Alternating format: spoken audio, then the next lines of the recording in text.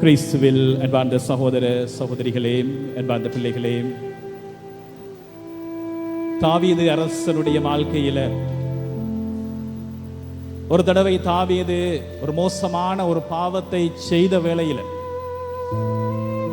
Nathan இறைவாக்கினர் வந்து அவர் செய்த பாவத்தை சுட்டி காட்டிய வேளையில தாவீது என்ன செய்கிறார் என்று சொன்னால், ஆண்டவருடைய சன்னிதானத்தில் அப்படியே இல்லத்தில் விழுந்து அவர் பாடிய அந்த சங்கீதத்தை தான் இன்றைக்கு நாங்கள் பதிலுரை பாடலாக நாங்கள் பாடினோம். ஆண்டவரே, உம்முடைய பிரசன்னத்தை என்னிடமிருந்து எடுத்து விடாதேயும். ஆண்டவரே, உம்முடைய தூய ஆவியை என்னிடமிருந்து எடுத்து விடாதேயும்.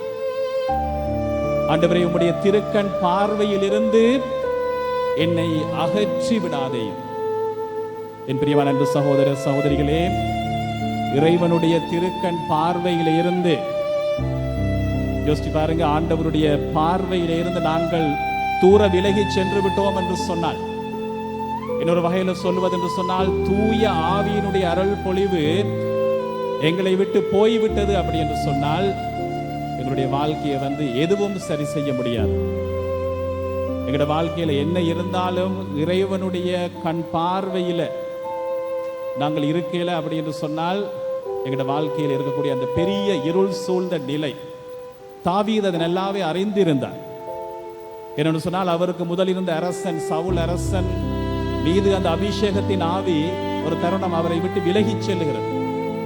கீழ்ப்படியாமல் செய்த அந்த பாவத்தினால சவுல் மன்னன் மீது இருந்த அந்த அபிஷேகம், கடவுளுடைய பிரசன்னம் விலகி சென்ற பிறகு நாங்கள் பார்க்கிறோம் தீய ஆவி சவுல் மன்னனுக்குள்ள புகுவதை. அதற்கு பிறகு சவுல் மன்னனுடைய வாழ்க்கையில ஏற்பட்ட பல்வேறு விதமான வேதனைகளும் நோய்களும் மகிழ்ச்சி இல்லாத அந்த வறண்ட நிலைகளையும் தாவீது சிறுவனாக இருந்த பொழுது அதை பார்த்திருக்கிறார். ஆகவேதான் தாவீது சாஷ்டாங்கமாக விழுந்து ஆண்டவருடைய சன்னிதானத்தில் விழுந்து அவர் அழுது பாடுகிற அந்த பாடல், ஆண்டவரே, உம்முடைய திருக்கண் பார்வையில் இருந்து என்னை அகற்றி விடாதே, உம்முடைய தூய ஆவியின் அபிஷேகத்தை என்னிடமிருந்து எடுத்து விடாதையும். நான் நினைக்கிறேன் அன்பார்ந்த சகோதர சகோதரிகளே, நாங்கள் ஒவ்வொருவரும் அடிக்கடி மன்றாட வேண்டிய, கதறி அள வேண்டிய செபம் இது.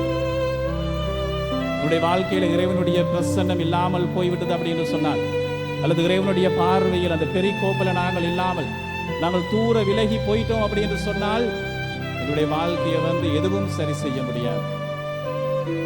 இன்றைய நாளில் அன்பார்ந்த சகோதர சகோதரிகளே, நான் தொடக்கத்தில் சொன்னதை போல, அல்ல இன்றைக்கு நற்செய்திக்கு முன் வசனத்தில் சொன்னதை போல, மத்தேயு நற்செய்தி 11ஆம் அதிகாரத்தில் ஆண்டவர் இயேசு அங்கிருந்த மக்களை பார்த்து, அவர்களுடைய நிலைகளை பார்த்து, பெரும் சுமை சுமந்து சோர்ந்திருப்பவர்களே, பாரமான சுமைகளை சுமந்து சோர்ந்திருப்பவர்களே, எல்லோரும் என்னிடம் வாருங்கள், உங்களுக்கு வேண்டிய இளைப்பாறுதலை நான் தருகிறேன் என்று சொல்லுகின்ற அந்த வார்த்தை, அன்பார்ந்த சகோதர சகோதரிகளை, நாங்கள் ஒவ்வொருவரும், நாங்கள் என்ன நிலையில் இருந்தாலும் பரவாயில்லை, ஒவ்வொரு மதங்களும் சில வேளைகளும் ஒவ்வொரு சித்தாந்தங்களும் நாங்கள் எங்களுடைய முயற்சியை வைத்து நாங்கள் சரியானவர்களாக நல்லவர்களாக வாழ்ந்துட்டு கடவுளுக்கு முன்னாடி வரணும் என்று சொல்லுவார்கள். ஆனால் நம் ஆண்டவர் இயேசு மட்டும்தான், நீங்கள் இருக்கின்ற நிலையில, நீங்கள் என்ன நிலையில் இருந்தாலும் பரவாயில்லை, நம்மிலே பலர் பல வேளைகள்ல தூய்மை இல்லாத,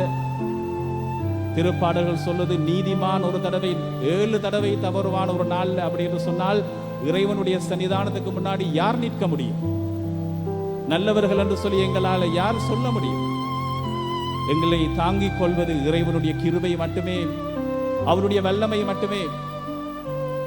ஆகவே ஏதோ ஒரு வழியில நன்மாத சகோதர சகோதரிகள், நாங்கள் எல்லோருமே உடைந்து போனவர்கள்.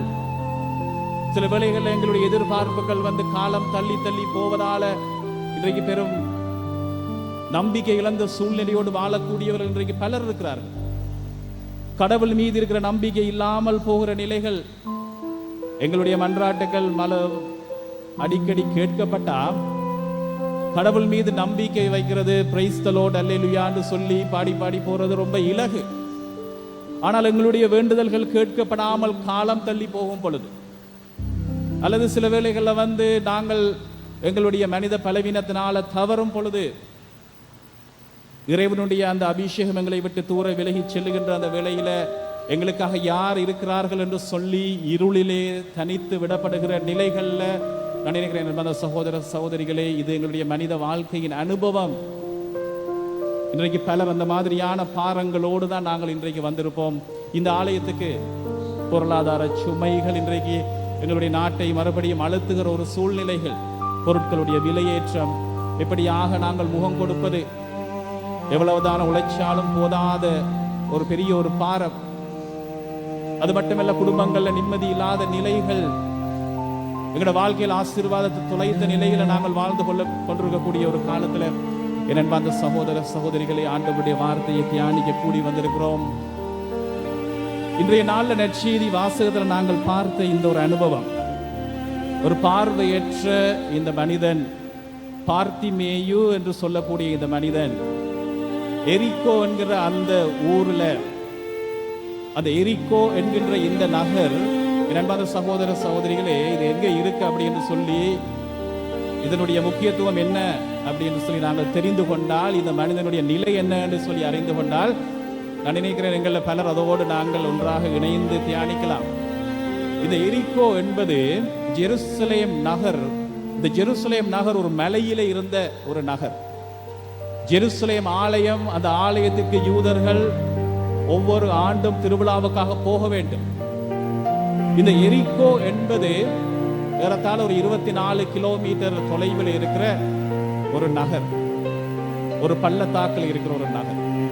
ஏறத்தாழ 1000 அடிகள் 1000 மீட்டர் நீங்க மேல ஏறி போகணும். ஒரு செங்குத்தான, இன்றைக்கு போனாலும் அப்படித்தான் இருக்கும். இந்த எரிகோல இருந்து ஜெருசலேம் நோக்கி நகர் நடக்கக்கூடிய அந்த இடம் ஆகவே அந்த வழியில என்ன மாதிரி இந்த இஸ்ரேல் மக்கள், குறிப்பாக கலிலேயா பகுதியில இருந்து சமாரியாவுக்குள்ள நுழையாமல் யோர்தான் நதியை கடந்து பாலைவனத்தால நடந்து மறுபடியும் ஜெரிகோ நகர் என்கின்ற அந்த நகருக்கு கூடுதலாக எல்லா மக்களும் ஒன்றாக கூடுவார்கள். இந்த செங்குத்தான இந்த பாதை வழியை ஜெருசலேமுக்கு தனியே போக பயப்படுவார்கள். ஏனென்று சொன்னால் அந்த வழியில கொள்ளையர்கள் இருப்பாங்க. ஆண்டவர் இயேசு ஒரு கதையில சொல்லுவார், எரிகோவிலிருந்து ஜெருசலேமுக்கு போற வழியில கல்வர் கையில் அகப்பட்ட அந்த கதை அதுதான் பின்னணி. ஆகவே எல்லா மக்களும் ஒன்றாக கூடி அவர்கள் ஜெருசலேமை நோக்கி போவது வழக்கம். அவ இந்த மனிதன், இந்த பார்த்திமேயு என்று சொல்லக்கூடிய இந்த மனிதன் என்பவர்களே, இவனுடைய பெயர், யூதர்கள் பெயர் வைக்கும் போது ஒரு காரணத்தோடு தான் பெயர் வைப்பார்கள். இந்த பார்த்திமேயு என்கிற இந்த பெயருக்கு இருக்கிற அர்த்தம் என்ன அப்படின்னு சொன்னால், எபிரேய மொழியில இதனுடைய அர்த்தம் மாண்பு மிக்கவனுடைய மகன் அப்படி என்ற அர்த்தம். மாண்புள்ளவனுடைய மகன்.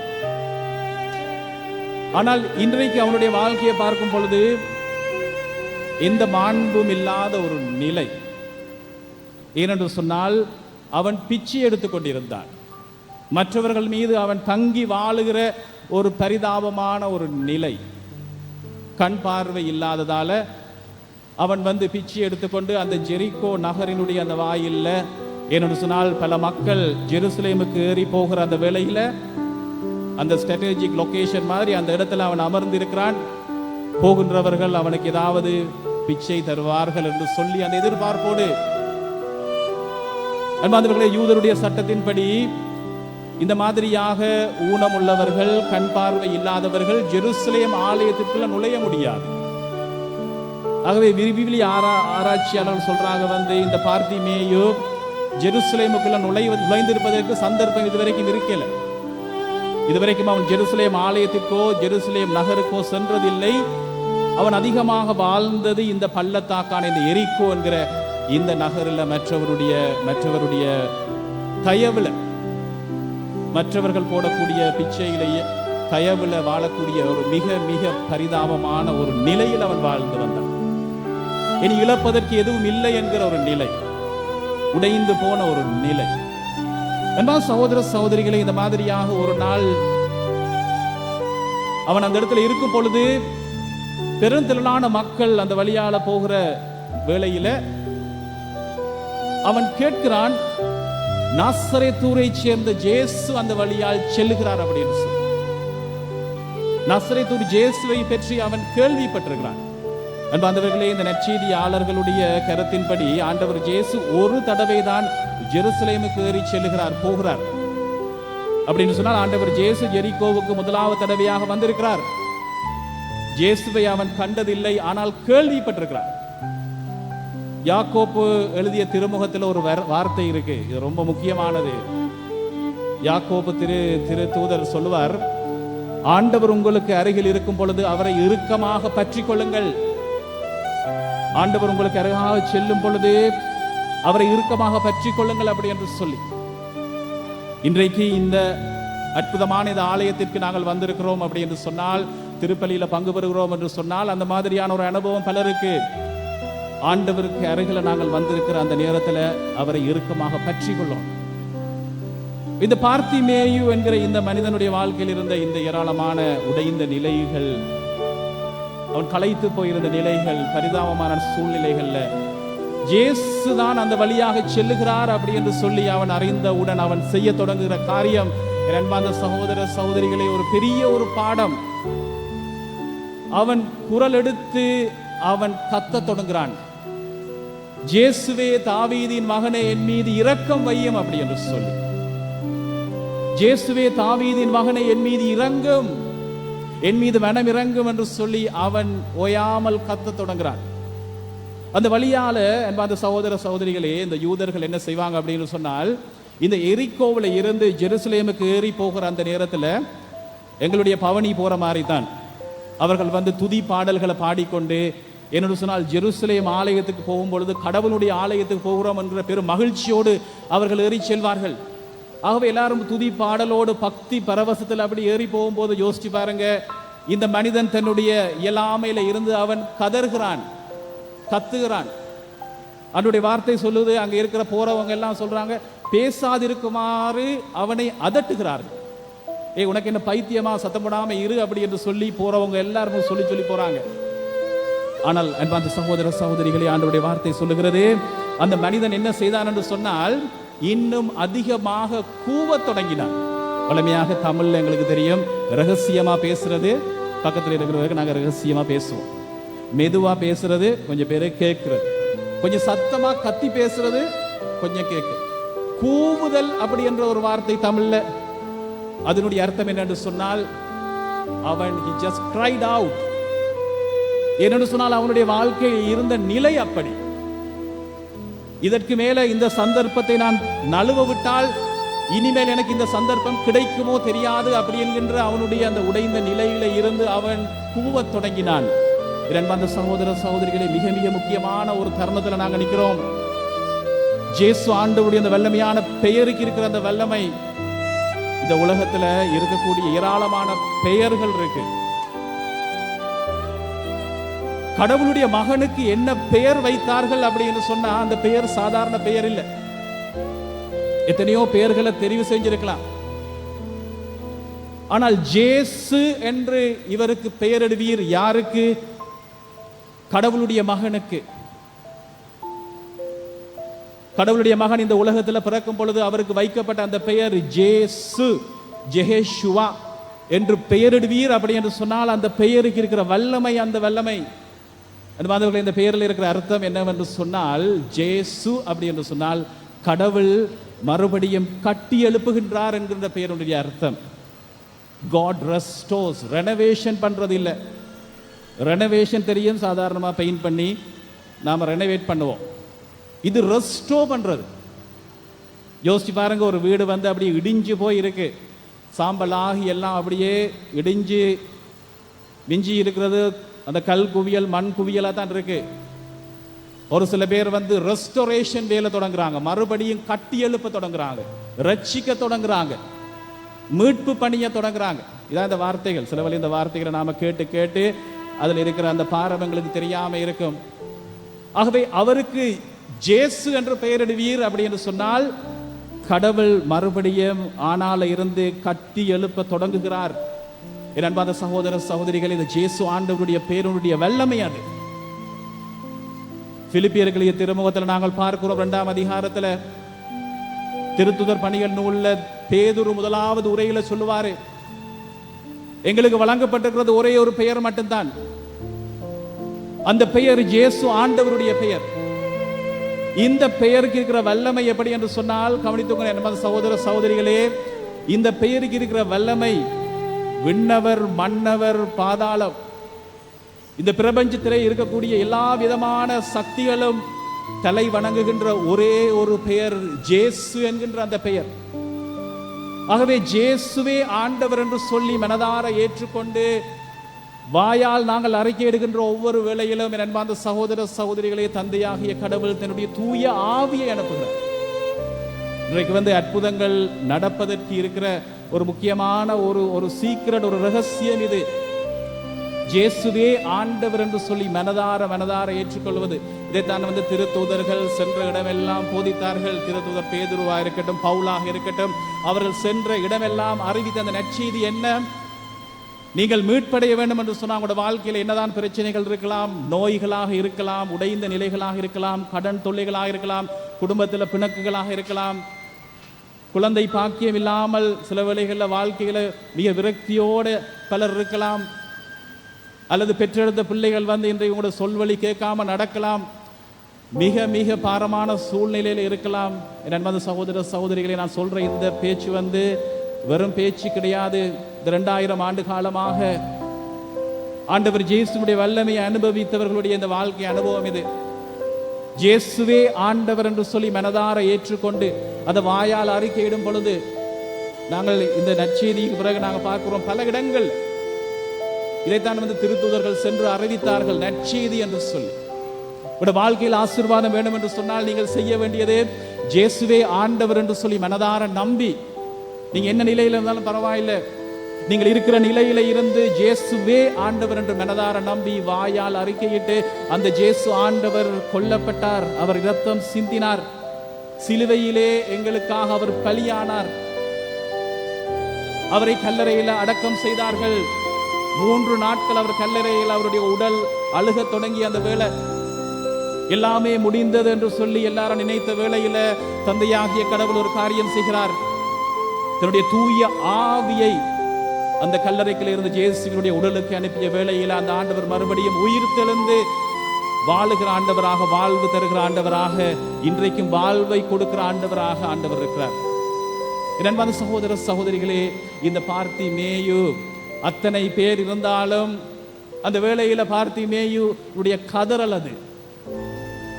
நாசரேத்தூர் இயேசு என்று சொல்றாங்க, ஆனால் பார்த்திமேயு சொல்றாங்க இயேசுவே தாவீதின் மகனே அப்படின்னு சொன்னால் இயேசுவே ஆண்டவர் அப்படி என்று சொல்லுகிற அந்த அர்த்தம். இயேசுவே ஆண்டவர் என்று சொல்லி அவனுடைய நிலையில இருந்து அவன் கூவ தொடங்கும் பொழுது, கதற தொடங்கும் பொழுது, அத்தனை பேர் இருந்தாலும், அத்தனை சத்தம் இருந்தாலும் ஆண்டவர் இயேசுவுக்கு அவனுடைய அந்த அழுகை கேட்கிறது. நாங்க தொடர்ந்து நற்செய்தியை பார்க்கிறோம். ஆண்டவர் சொல்லுவார், அவனை என்னிடம் அழைத்து வாருங்கள். இப்ப அங்க இருந்தவங்க எல்லாரும் மாறுறாங்க. அவர் உன்னை கூப்பிடுகிறார், சத்தம் போடாம இரு, துணிவாக எழுந்து வா. ஆண்டவர் இயேசு உன்னை கூப்பிடுகிறார் அப்படின்னு சொன்ன உடனே அந்த மனிதன் ஒரு காரியம் செய்கிறான். என் அன்பான சகோதர சகோதரிகளே, அவன் போர்த்திருந்த அந்த போர்வை, அந்த போர்வையை பாருங்க, வளமையாக அந்த காலத்துல அவர்களுடைய போர்வையை வைத்து, ஒரு மனிதனுடைய போர்வையை வைத்து, அவுட்டர் க்ளோக்குவாங்க, அந்த போர்வையை வைத்து அவருடைய தரம் என்ன, அவர் யாரு, அவருடைய சமூக அந்தஸ்து என்னன்னு சொல்லி எங்களால் புரிஞ்சு கொள்ள முடியும். அரச வம்சத்தினர், பெரிய பெரிய உயர் வம்சத்தினர், பளிங்காலான விலை உயர்ந்த இந்த போர்வையை அவர்கள் அணிந்திருப்பார்கள். சாதாரண மனிதர்கள் சாதாரண போர்வை. இந்த மனிதனுடைய போர்வையை கொஞ்சம் யோசிச்சு பாருங்க. இந்த போர்வை கிழிந்து போன அந்த வழியால போகின்றவர்களுடைய தூசுக்களோ அல்லது அவர்களுடைய எச்சிலோ இது எல்லாத்தையும் மறைக்கிற, அவனுக்கு பாதுகாப்பாக இருந்த அந்த அழுக்கான போர்வை. இந்த போர்வையில தான் அவன் பிச்சை எடுத்துக் கொண்டிருந்திருப்பான். பல ஆண்டுகளாக அவனுடைய பாதுகாப்பாக இருந்த அந்த போர்வையை பார்த்திமே என்ன செய்கிறான் அப்படின்னு சொன்னால், அந்த போர்வையை விட்டு வீசிட்டு கலைந்து விட்டு எழுந்து ஆண்டவர் இயேசுவுக்கு முன்னாடி நிற்கிறான். இயேசு ஆண்டவர் கேட்கிற கேள்வியை பாருங்க பிரியமான சகோதர சகோதரிகளே. அந்த பார்த்திமேயை பார்த்து, உனக்கு நான் என்ன செய்ய வேண்டும்? சிலவர் நாங்கள் யோசிக்கலாம், ஆண்டவர் இயேசுவுக்கு தெரியாதா இவனுக்கு என்ன செய்யணும் அப்படி என்று? ஆண்டவரை பார்த்து நாங்கள் சரியான விஷயத்தை கேட்க தெரிந்திருக்கணும். அவன் கேட்டிருக்கலாம், கொஞ்சம் பணம் கேட்டிருக்கலாம், அல்லது அவனை கொண்டு போய் எங்கேயாவது இடத்துல கொண்டு போய் பாதுகாப்பாக விடுங்க என்று சொல்லி கேட்டிருக்கலாம், பல விடயங்களை கேட்டிருக்கலாம். ஆனால் அவன் அறிந்திருந்தான், அவருடைய வாழ்க்கையிலுடைய இந்த நிலைக்கு காரணமாக இருக்கிறத மாற்றணும் என்று சொன்னால், ஆண்டவரே அதை எனக்கு தாரும், ஆண்டவரே நான் பார்வை பெற வேண்டும். ஆண்டவர் இயேசு சொல்லுகிற வசனத்தை பாருங்க பிரியமான சகோதர சகோதரிகளே. நீ நல்லவனாக இருப்பதால குணமடைகிறாய் என்று சொல்லல, அல்லது நீ உனக்காக பலர் இருப்பதால குணமடைகிறாய் என்று சொல்லல. ஆண்டவர் சொல்லக்கூடிய வார்த்தைகள், உன்னுடைய விசுவாசம், உன்னுடைய நம்பிக்கை உன்னை நலமாக்குகிறது என்று சொன்ன அந்த தருணமே, இத்தனை ஆண்டு காலமாக குருடனாக இருந்து பார்வையற்றவராக இருந்து இந்த பரிதாபமான வாழ்க்கை இந்த வீதியிலே வாழ்ந்து வந்த இந்த நிலை, அந்த தருணமே மாற்றமடையும். என் அன்பான சகோதர சகோதரிகளை, அதுக்கு பிறகு பார்த்தோம் என்று சொன்னால், பார்த்திமேயு ஆண்டவர் இயேசுவோடு முதல் தடவையாக அந்த ஜெருசலேமுக்கு அந்த மலையில ஏறி போகிறான். யாருடைய தயவும் இல்லாமல் அந்த வாழ்க்கையை அவன் வாழத் தொடங்குகிறான். என் பிரியமான சகோதர சகோதரிகளே, எங்களுடைய வாழ்க்கையில நாங்கள் செய்ய வேண்டியது இதுதான். இயேசுவை ஆண்டவர் என்று சொல்லி மனதார நீங்கள் நம்புங்கள். உங்களுடைய வாழ்க்கையில நீங்கள் உடைந்த நிலையில இருக்கலாம், உங்களுடைய வாழ்க்கையில நீங்க ஒவ்வொரு பல்வேறு விதமான பிடிகள்ல ஈருடைய ஆதிக்கத்தில் சில வேளைகளில் இருக்கலாம், நம்பிக்கைகள் அந்த சூழ்நிலையில் இருக்கலாம். இந்த வேளையில நாங்கள் செய்ய வேண்டியது இதுதான். இந்த செபத்தை நீங்க மனசார இன்றைக்கு எடுத்துக்கொண்டு நீங்க உங்களோட வாழ்க்கையில வாழ தொடங்குங்கள். இந்த வல்லமையான இந்த செபம், இயேசுவே ஆண்டவர் என்று சொல்லி உங்களோட மனசுல நீங்கள் அடிக்கடி சொல்லிக் கொள்ளுங்கள். அந்த இயேசு ஆண்டவர் இறந்து உயிர்த்து வாழுகிற கடவுளாக இருக்கிறார் என்று சொல்லி ஒரு நாளைக்கு ஒரு மந்திரம் மாதிரி ஒரு 1000 தடவை நீங்க சொல்லுங்க, தொடர்ச்சியாக சொல்லுங்க. அடிக்கடி திரும்ப திரும்ப திரும்ப திரும்ப உங்களோட வாழ்க்கையில பிரச்சனைகளாக இருக்கலாம், இருள் சூழ்ந்த நிலையில நீங்க இருக்கிறீங்க, கடன் தொல்லைகள் இருக்கிறீங்க, குடும்பத்தில் சில பிரச்சனைகள் நடந்து கொண்டிருக்கு. ஆனா மனசளவுல நீங்க உள்ள போய் உங்களுடைய இதயத்துக்கு அருகில இயேசுவை ஆண்டவர் என்று சொல்லி இதை நீங்கள் உள்ளார நீங்கள் சொல்ல சொல்ல, இந்த பார்த்திமேயுவை போல நீங்கள் ஆண்டவரை நோக்கி நீங்கள் கூப்பிடும் பொழுது, நாங்கள் யோவான் நற்செய்தியில பார்க்கிறோம் 14ஆம் அதிகாரத்தில், இதை செய்யும் பொழுது நாங்கள் குடிகொள்வோம் என்று ஆண்டவர் சொல்றார். யார் நாங்கள்? தந்தை, மகன், தூய ஆவியானவர் நாங்கள் அவரிடத்திலே குடிகொள்வோம். ஆண்டவருடைய சமூகம், அவருடைய பிரசன்னம் எங்களை நிரப்பும். ஆண்டவருடைய பிரசன்னம் எங்களை நிரப்பும் பொழுது, என் அன்பார்ந்த சகோதர சகோதரிகள், எங்களுடைய வாழ்க்கைக்கு வேண்டிய எல்லா விதமான ஆசீர்வாதங்களும், பொருளாதார தீர்வுகளாக இருக்கலாம், குடும்பத்தில் அமைதியான நிலைகளாக இருக்கலாம், நோயில்லாத ஆரோக்கியமான வாழ்க்கையாக இருக்கலாம், நீங்கள் எதிர்பார்த்து காத்திருக்கிற உங்களுடைய வேண்டுதல்கள் எல்லாம் நடக்க தொடங்கும். அதற்காக இருக்கிற ரகசியம் தான் இது. என்ன செய்யணும்? பிரச்சனைகள் அதிகமாக அதிகமாக அல்லது சாதாரணமாக உங்களோட வாழ்க்கையில காலையில் எழுப்பினோடனே மனசுல நீங்க இறுக்கமாக பிடித்து இயேசுவே ஆண்டவர் என்று சொல்லி, ஆலயத்துக்கு முன்னாடி நீங்க போகும்போது இயேசுவே ஆண்டவர், வழியில பயணம் போகும்போது அடிக்கடி ஒரு 5 நிமிஷம் 10 நிமிஷம் இயேசுவே ஆண்டவர் என்று சொல்லி நீங்க சொல்லிக்கொண்டே இருங்க. தூய ஆவியினுடைய அருள் பொழிவை நீங்கள் உணர தொடங்குவீங்க. தூய ஆவியானவர் உங்களுக்கு பொழியப்படுவார். இது சாதாரண மனித மட்டத்தில் நடக்கக்கூடிய ஒரு தீர்வு அல்ல. இது இறைவனுடைய வல்லமை, அந்த தூய ஆவியினுடைய அபிஷேகங்களை நிரப்பும் பொழுது எல்லா விதமான மாற்றங்களும், எங்களுக்கு வேண்டிய எல்லா ஆசீர்வாதங்களும் கிடைக்க தொடங்குற நேரம் அது. என்னென்ன சகோதர சகோதரிகள், இந்த வேளையில கண்களை மூடுவோமா? எங்களோடு பேசுகிற ஆண்டவரை பார்த்து நாங்கள் சொல்லுவோம், அந்த பார்த்திமேயுவை போல உங்களுடைய உடைந்த நிலைகள், சில வேளைகளை நம்பிக்கை இல்லாத நிலைகளோட உங்களோட வாழ்க்கையை நீங்கள் வாழ்ந்து கொண்டிருப்பீங்க. இனி என்ன செய்யலாம் என்று சொல்லி, எல்லாமே முடிந்தது என்று சொல்லி சில வேளைகளில் நீங்கள் மனக்கலக்கத்தோடு பெரும் வேதனையோடு நீங்க வந்திருக்கலாம். ஆனால் இன்றைக்கு ஆண்டவர் உங்களை பார்த்து இந்த வார்த்தையை சொல்லுகின்றார், இயேசுவே ஆண்டவர் என்று சொல்லி மனதார ஏற்றுக்கொள்ளுங்கள். அந்த இயேசு ஆண்டவர் இறந்து உயிர்த்து வாழுகிற கடவுளாக இருக்கிறார், வல்லமை உள்ள ஆண்டவராக இருக்கிறார் என்று சொல்லி மனதார நம்புங்கள். இந்த விசுவாச அறிக்கையை செய்கிற அந்த தருணத்தில் ஆண்டவருடைய பிரசன்னம் உங்கள் ஒவ்வொருவரையும் சூழ இருக்கிறது. இந்த வேளையில் நாங்கள் இன்னொருமாக சேர்ந்து பாடுவோம். ஆண்டவர் இயேசுவின் அந்த அழகான கண்கள், அந்த அழகான கண்கள் என்னை கண்டதாலே பலருடைய பார்வையிலே முடிந்தது என்று சொல்லி, என் சில வேளைகளை நானே நினைத்திருக்கிறேன், என்னுடைய வாழ்க்கை முடிந்து விட்டது என்று சொல்லி முடிந்த என்னுடைய வாழ்க்கை நான் உயிர் வாழுகிறேன் என்று சொன்னால், ஆண்டவரே உம்முடைய அழகான கண்கள் என்னை கண்டதாலே,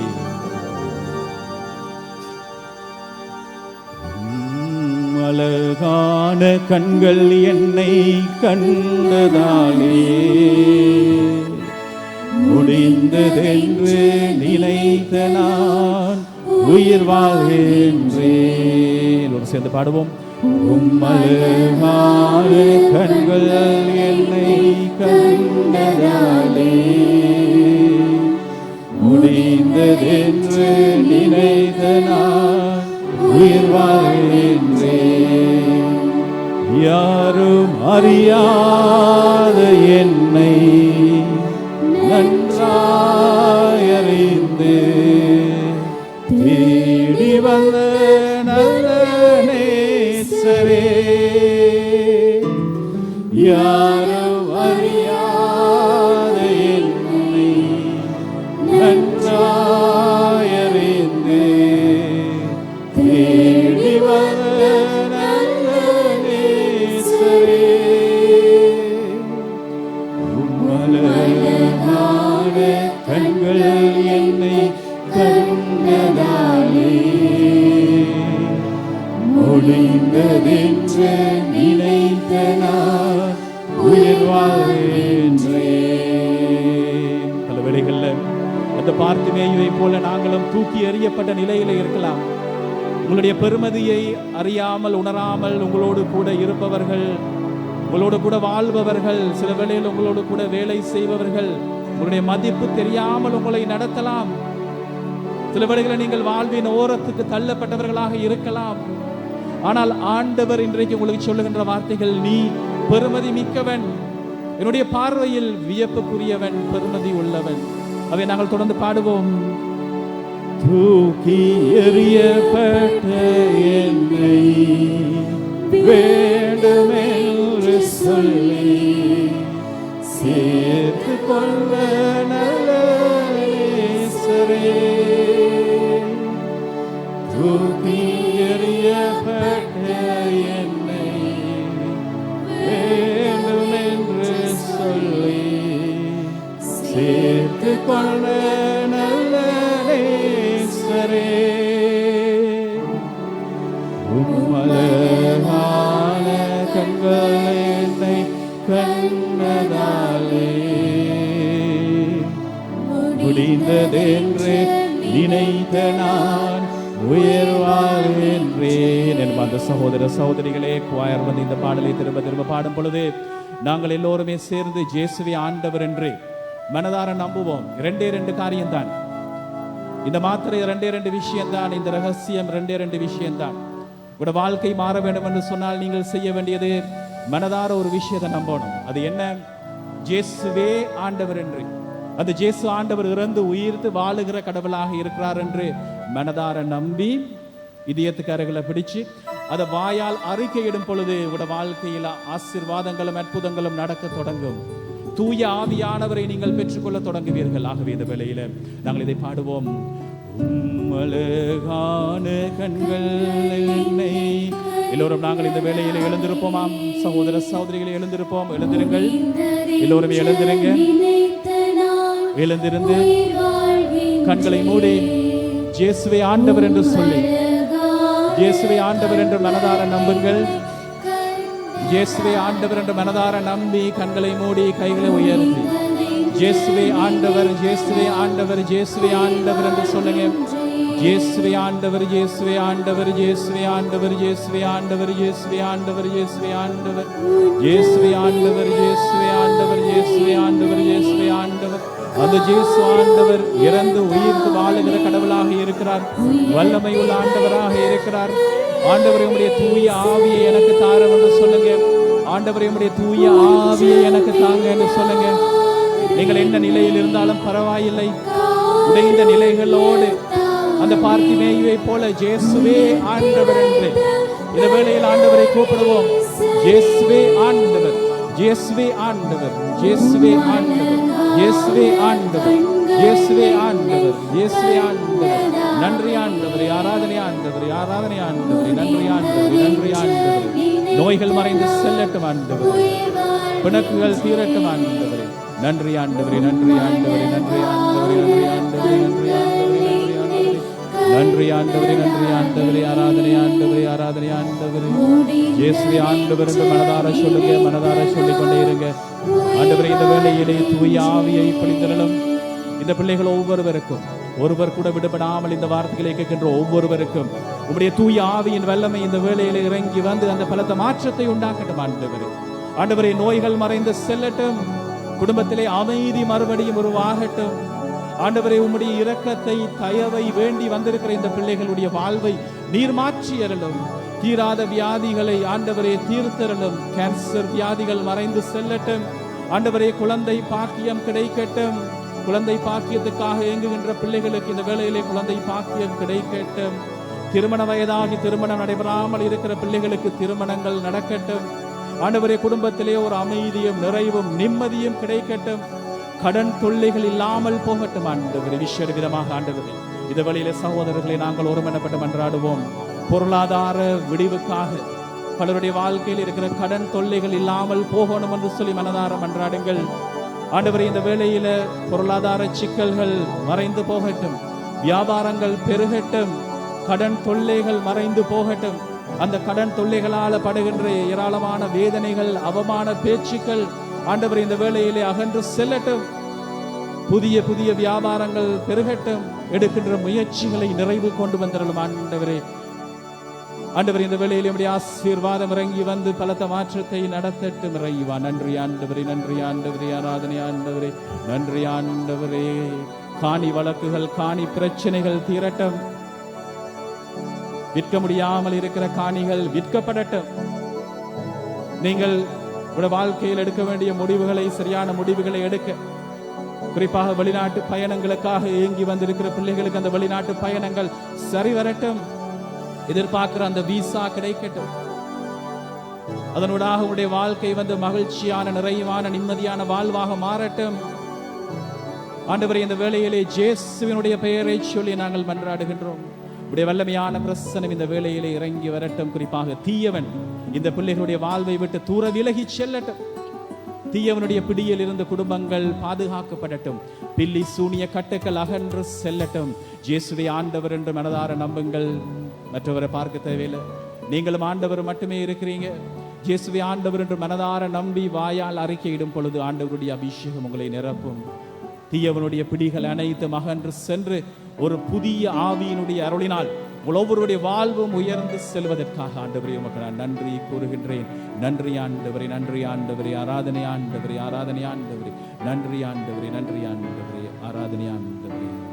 புகழும் மகிமையும் ஆட்சியும் என்றென்றும் உமக்கு மட்டுமே உரியது. ஆமென், ஆமென்.